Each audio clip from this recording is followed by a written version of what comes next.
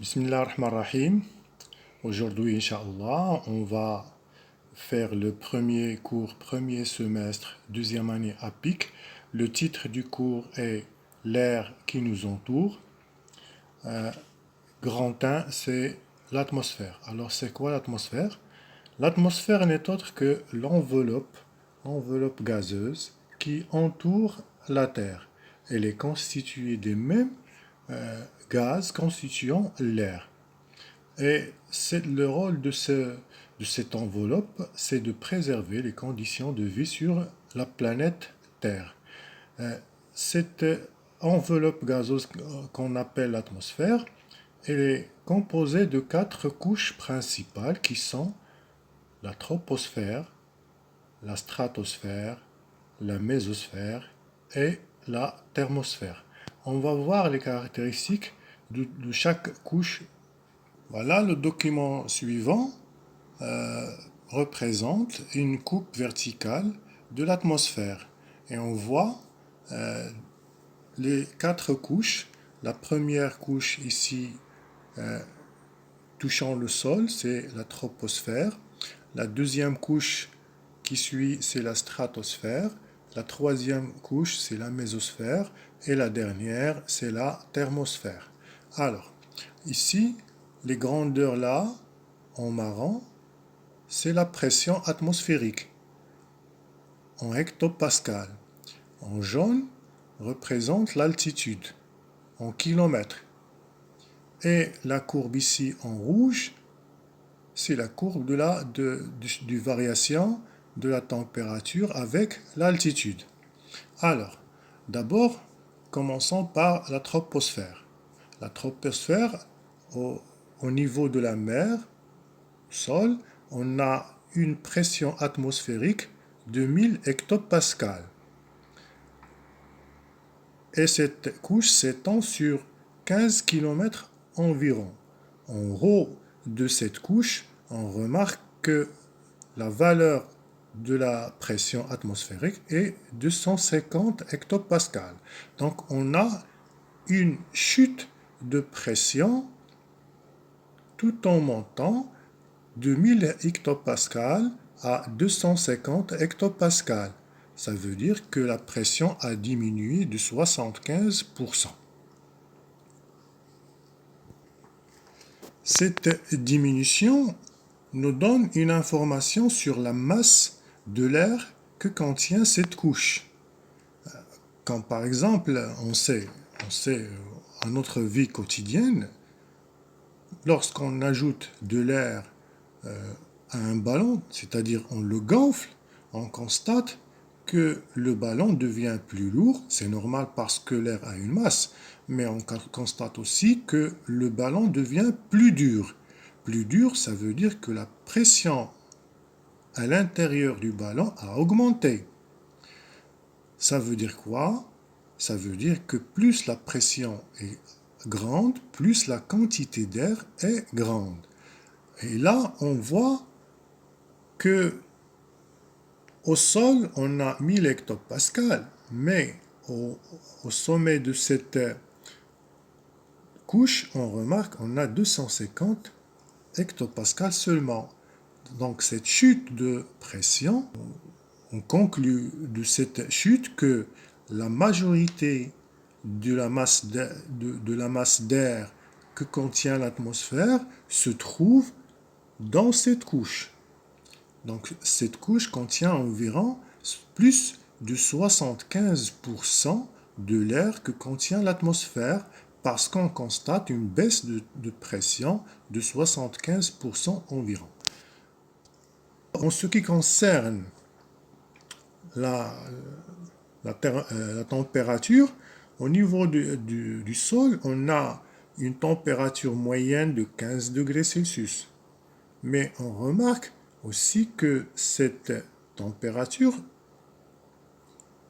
on voit la baisse de cette température tout en montant vers le haut.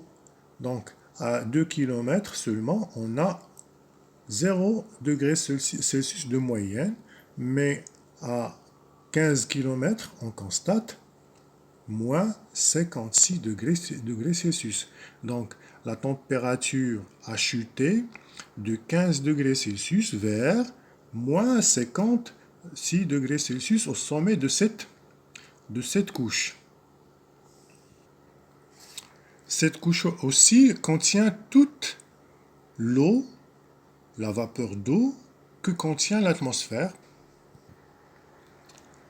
La deuxième couche, c'est la stratosphère. Elle s'étend sur 40 km environ.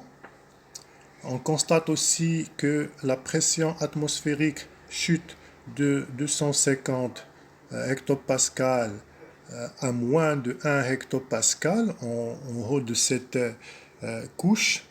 Et cette chute nous montre aussi que le reste de l'air, la majorité de l'air restant dans l'atmosphère est condensé dans cette couche-là.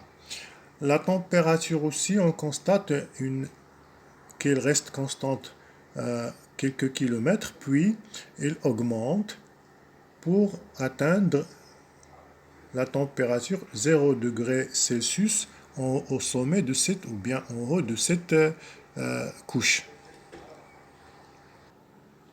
Cette couche contient la couche dite d'ozone, et grâce à cette couche d'ozone qui absorbe les rayons ultraviolets, qu'on remarque l'élévation de la température de moins 56 degrés Celsius à 0 degrés Celsius. Alors le ciel dans cette zone-là, dans cette couche-là, est clair et il sert aux activités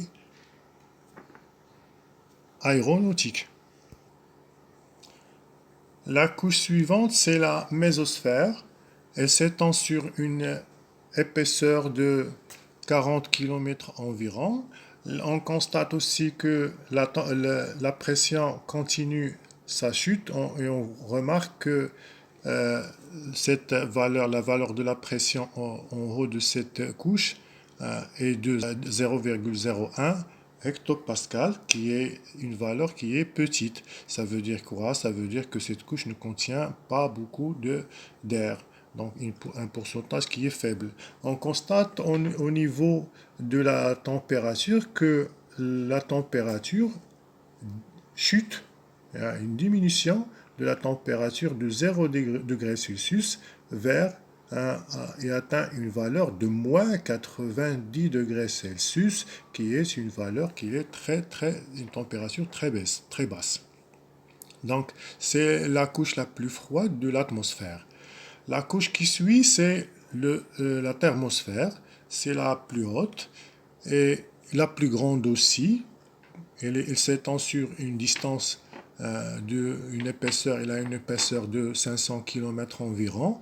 C'est la couche la plus chaude et c'est pour cela que les gaz se dilatent trop, parce qu'elle est très chaude, et la pression, par conséquent, continue sa chute. Elle atteint au sommet à peu près 10-8 hectopascales, c'est-à-dire que les gaz constituant l'air sont très très rares et la température augmente d'une façon qui est grande, de moins 80 degrés Celsius en bas, et elle atteint plus de 1700 degrés Celsius en haut de cette couche, et cette couche sert aux activités spatiales. Là, c'est dans cette couche que se trouvent les satellites et bien sûr les navettes spatiales, etc. Donc le titre, c'est l'air qui nous entoure. Grand 1, l'atmosphère. Petit 1, définition. Alors, l'atmosphère, c'est une enveloppe gazeuse. C'est une enveloppe gazeuse qui entoure notre planète Terre. Elle est composée de gaz constituant l'air et avec les mêmes proportions. L'atmosphère se compose de 4 couches principales: la troposphère, la stratosphère, la mésosphère et la thermosphère. Petit 2, les caractéristiques des couches de l'atmosphère. Donc, on va dessiner le document de tout à l'heure. J'ai essayé de le dessiner. Donc, on a cette colonne représente la pression atmosphérique. On voit qu'en bas, on a environ 1000 hectopascales et en haut de la couche thermosphère, on remarque qu'on a 10-8 hectopascales. Donc la première couche, c'est la troposphère d'une épaisseur de 15 km environ. Et la température diminue avec l'altitude de 15 degrés Celsius à moins 56 degrés Celsius. Et on a ici les montagnes. La plus haute montagne du Maroc, c'est le Toubkal, à 4167 mètres. Et le toit du monde, c'est la plus haute montagne du monde, c'est l'Everest, à 8848 mètres. Donc, dans cette couche-là, malgré qu'elle est petite, elle contient 80% environ de l'air contenu dans l'atmosphère. La deuxième couche, c'est la stratosphère, s'étend sur 40 km environ. La chute de pression jusqu'à moins de 1 hectopascal nous montre que la majorité de l'air restant dans l'atmosphère se trouve dans cette couche qui est la stratosphère. Et cette couche-là contient la couche d'ozone qui absorbe les rayons ultraviolets. Donc on remarque, grâce à cette couche, la croissance de la température de moins 56 degrés Celsius à 0 degrés Celsius. Donc cette couche-là sert aux activités aéronautiques. La couche suivante, c'est la mésosphère. Il a les mêmes dimensions à peu près, 40 km d'épaisseur. La chute de pression continue jusqu'à 0,01 hectopascal. Donc il y a moins de gaz dans cette couche. Et on constate la diminution de la température de 0 degré Celsius à moins 90 degrés Celsius. La dernière, c'est la thermosphère, c'est la plus chaude. C'est la plus chaude. Il a une épaisseur qui est très grande, environ 500 km. La pression continue de diminuer, ça veut dire que les gaz sont de plus en plus rares et se dilatent, ils sont moins denses. La température augmente de façon considérable. Il atteint plus de 1700 et c'est dans cette couche qu'on trouve les satellites et la navette spatiale. Donc là, il sert aux activités spatiales. Toutes ces informations, on les a notées. L'analyse de ce document permet de déduire les propriétés des 4 couches. La troposphère, c'est la couche la plus basse. Son épaisseur est de 15 km. La température diminue avec l'altitude de 15 degrés Celsius en bas à moins 56 degrés Celsius en haut. La pression atmosphérique diminue avec l'altitude de 1000 hectopascales en bas à 250 hectopascales en haut. Et cette couche contient 80% de la masse d'air de l'atmosphère et toute la vapeur d'eau. Et c'est là aussi où se déroulent les principaux phénomènes météorologiques, les tempêtes, les pluies et les vents, etc.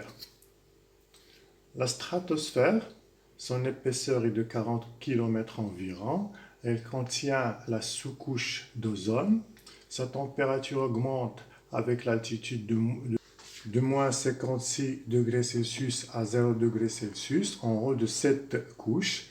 La pression atmosphérique continue sa chute avec l'altitude de 250 hectopascal à 1 hectopascal et se caractérise par l'absence des nuages et il sert aux activités aéronautiques. La troisième, c'est la mésosphère. Son épaisseur est de 40 km environ. C'est la couche la plus froide de l'atmosphère. La température diminue avec l'altitude et atteint moins 90 degrés Celsius en haut de cette couche.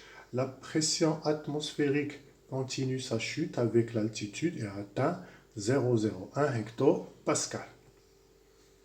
La thermosphère, son épaisseur est de 500 km environ. C'est la couche la plus chaude. La température atteint plus de 1700 degrés Celsius et la pression continue sa diminution. Elle est presque nulle en haut de cette couche. Elle sert aux activités spatiales. Petit 3, c'est la couche d'ozone. Alors, la couche d'ozone, c'est une sous-couche de la stratosphère. À une altitude de 30 km, elle est constituée du gaz d'ozone qui absorbe les rayons ultraviolets, les UV, provenant du soleil et qui causent des cancers de la peau et des troubles de vue chez les animaux. Donc, il faut protéger cette couche en évitant la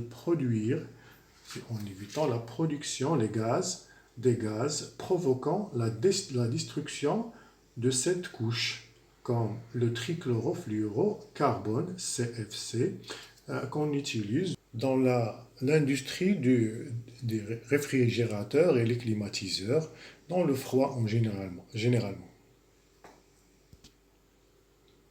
Le paragraphe suivant, on va étudier les mouvements de l'air dans l'atmosphère. Donc le mouvement grand 2, mouvement de l'air dans l'atmosphère. Donc on va faire une étude expérimentale. Voilà, on a de la fumée pour mettre en évidence le mouvement de l'air. Donc l'encens est allumé, on voit la fumée qui monte vers le haut. Je vais mettre l'assiette dans le chemin de la fumée et on remarque que la fumée contourne l'assiette et continue son ascendance. Il monte vers le haut. D'accord? Maintenant, je vais mettre un corps froid qui n'est autre que de la glace. Voilà, j'ai un corps froid, c'est de la glace ici, au chemin de la fumée.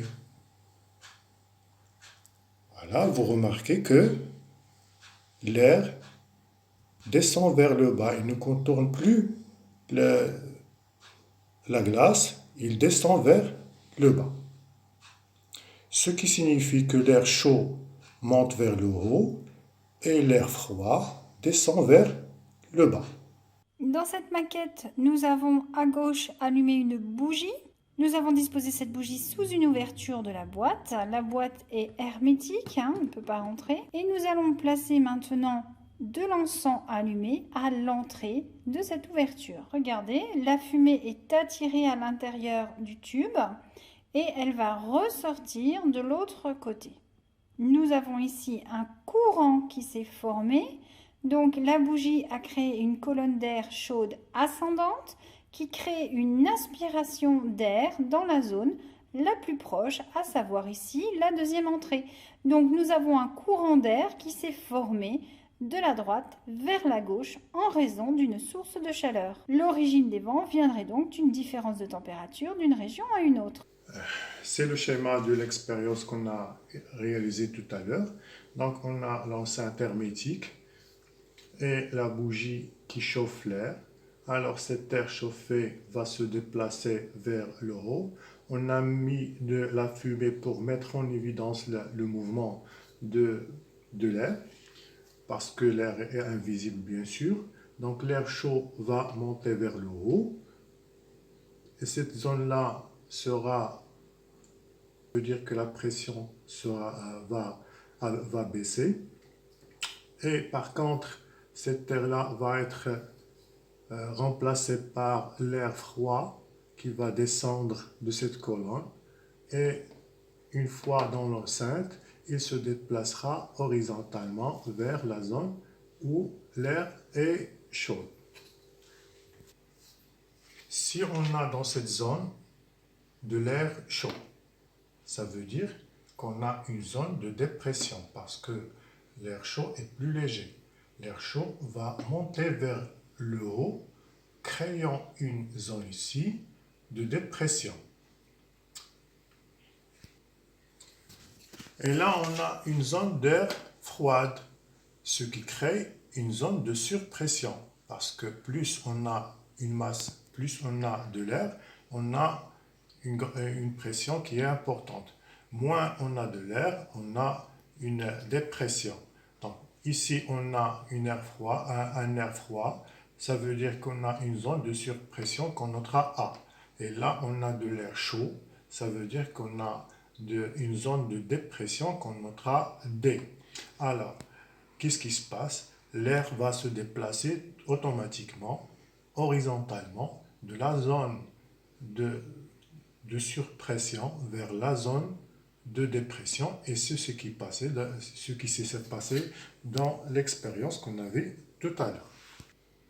Et c'est ce déplacement-là qu'on appelle le vent. Donc, le vent, c'est quoi? Le vent, c'est n'est autre qu'un déplacement horizontal de l'air de la zone de surpression vers la zone de basse pression. Passons maintenant aux conclusions. Donc, les variations des conditions climatiques sont causées par les variations des températures de l'air dans l'atmosphère. Pourquoi? Parce que ce déplacement d'air va générer un déplacement de nuages, de vapeur d'eau, etc. Et un changement climatique va se faire automatiquement. Quand la température de l'air augmente, l'air chaud est moins dense. Moins dense, ça veut dire qu'il a une masse volumique qui est plus faible. Donc l'air chaud s'élève en haut, créant en bas une zone de dépression. On la symbolise par la lettre D. L'inverse se produit quand la température de l'air diminue, l'air froid,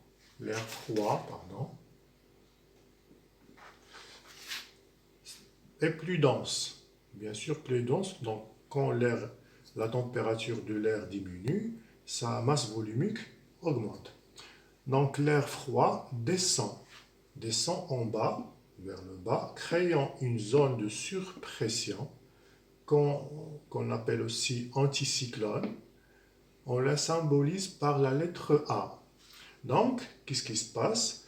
L'air se déplace, l'air va se déplacer horizontalement de la zone de surpression, notée A, vers la zone de dépression, notée D, constituant le vent. Donc, c'est quoi le vent? La définition du vent. Le vent n'est autre qu'un mouvement horizontal de l'air de la zone de surpression dite anticyclone A vers la zone de dépression notée D. Le cours est terminé. Donc on va faire une vue d'ensemble. Voilà, grand air, l'atmosphère, etc.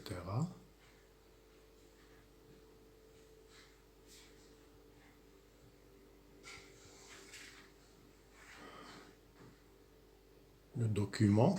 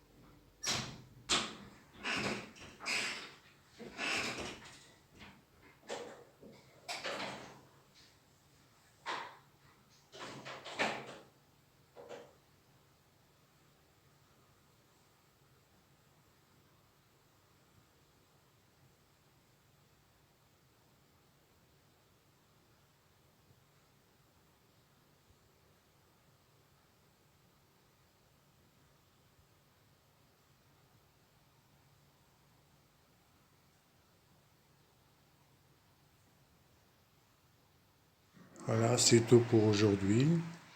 Et à la prochaine leçon, Inch'Allah.